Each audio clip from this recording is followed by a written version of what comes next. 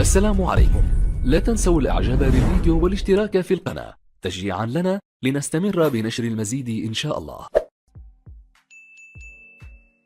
ناس طفل في العالم زيه زي الكافر زي اليهود. صح. طب بتشربوا سجاير بقى وبتاع؟ كله بيفكر يبقى إيه، انسان صايع يعاكس ده ويعاكس ده. يعني هو طموحه يبقى صايع. ايوه، ويقف مع الناس دول. هو ده كله طموح بس. يعني انت في زمايل عندك قدك بيبقى طموحهم كده؟ في كتير. تقول لهم ايه بقى؟ انت اسمك ايه بقى؟ احمد سامح طنطاوي.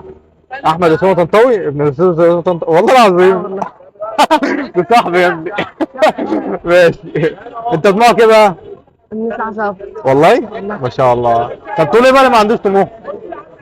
لازم يشوف له دنيا وحياه قدام، يعني لازم يبقى عنده طموح حاجات يحققها، مش يبقى مولود كده، لازم يبقى حاجه ليه بيسعى بيها قدام. الله. يعني انت فعلا مصدق طموحك؟ ايوه، انا مصدق كل حاجه. ما شاء الله. يعني لازم يبقى عندك حاجه تحققها قدام. انت بتصلي بقى؟ ايوه الحمد لله، بسم الله الحمد لله ما يعني. شاء الله. طب تقول ايه لما ما بتصليش اصلا؟ هو الصلاه دي اقرب حاجه للانسان، هي دي اللي هتنفعه في كل حاجه في الحياه.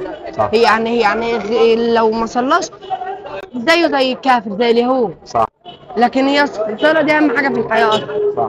من غيرها يعني ايه، انت ما تسواش حاجه، من غير دينك كده انت ما تسواش حاجه على بعض. الله عليك. طب انت بقى بتلف حوالين حضرتك كده زي ما بيلفوا؟ لا والله انا ما بنزلش، انا بقالي مده ما نزلتش، هنزل النهارده بس كده بصه كده اللي هو نازل نشوف الدنيا كده، ما نزلتش في العيد كده، بقول تنزل يوم كده. ان شاء الله. طب انت شايف شبابنا ازاي بقى؟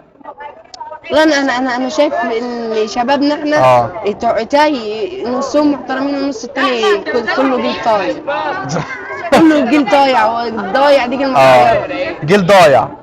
ايه؟ جيل ضايع بمعنى صح.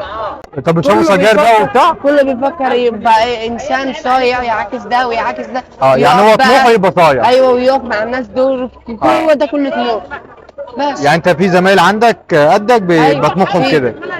في كتير. تقول لهم ايه بقى؟ انا بنصحهم والله ان هم يحبوا من ده، يصلوا ويتقوا ربنا في اهلهم وفي نفسهم، يصلوا ويقربوا من دينهم وبس. الله عليك. ربنا ييسر لهم الحال، يبقى حاطين هدف قدامهم يوصلوا له. الله عليك.